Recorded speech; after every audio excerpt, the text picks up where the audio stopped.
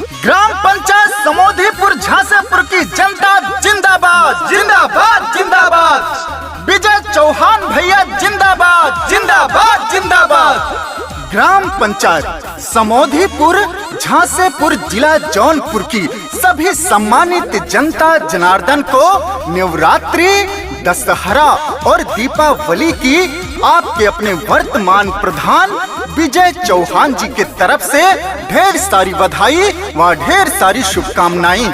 जी हाँ, आपके अपने ग्राम पंचायत समोधीपुर झांसेपुर जिला जौनपुर से फिर से चल पड़े हैं विकास की ओर।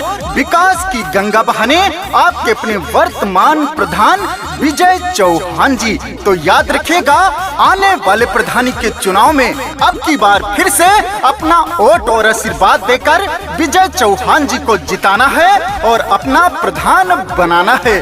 गायक अभिषेक सिंह। सुना सुना ये चाची, अब की के ही चुनौआ, दूसर के हो न लड़े लड़े घर के बेटौआ।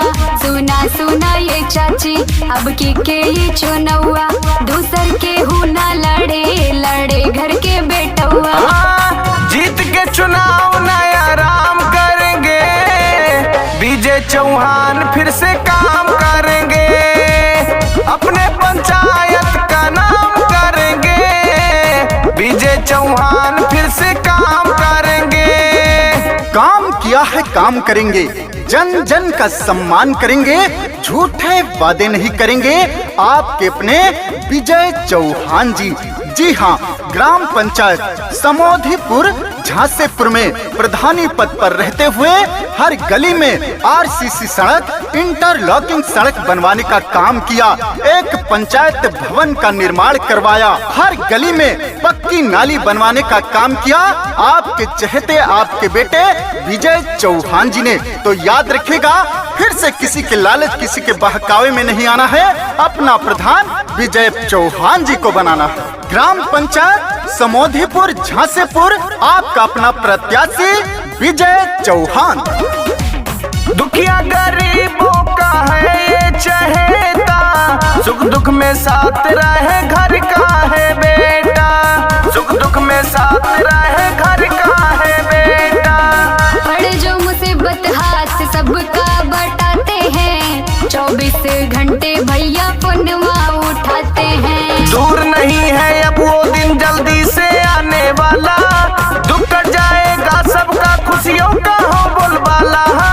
जीत के चुनाव नया राम करेंगे, विजय चौहान फिर से काम करेंगे, अपने पंचायत का नाम करेंगे, विजय चौहान फिर से काम करेंगे। सुना है समंदर को बड़ा गुमान आया है, उधर ही ले चलो कश्ती जिधर तूफान आया है।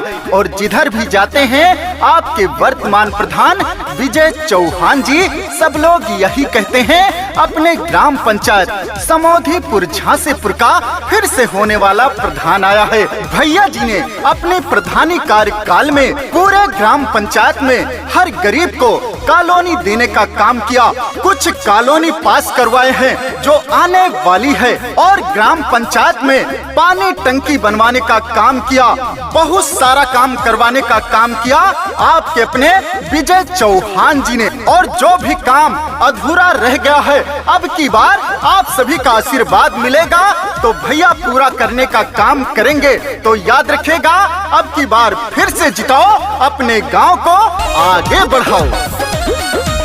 नाली खड़ंजा आरसीसी बनवाए हैं, जीते हैं भैया विकास करवाए हैं, जीते हैं भैया विकास करवाए हैं। जो भी कहते हैं भैया करके दिखाते, इसलिए गौआ के शेर कहाते।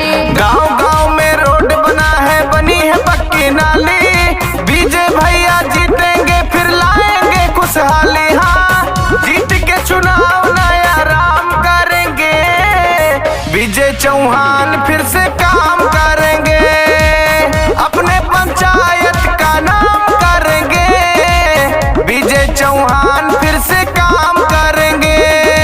दिन हो या रात रहते हैं सभी के साथ, अमीर हो या गरीब करते हैं सभी से मुलाकात, विजय चौहान भैया जी न जात पात में कोई भेदभाव करते हैं, गरीबों के सुख दुख में हमेशा खड़े रहते हैं, सबके साथ कंधे से कंधा मिलाकर चलते हैं, दिन रात सबकी मदद करते हैं। सरल स्वभाव के आपके अपने विजय चौहान भैया सबके हक की बात करते हैं। तो याद रखिए, अपने गांव में तरक्की लाना है, अपने गांव में विकास लाना है, अपने गांव को आगे बढ़ाना है, तो अब की फिर से अपना प्रधान विजय चौहान भैया को बनाना है, क्योंकि विजय चौहान भैया फिर से जीतेंगे तो अच्छे दिन बीतेंगे।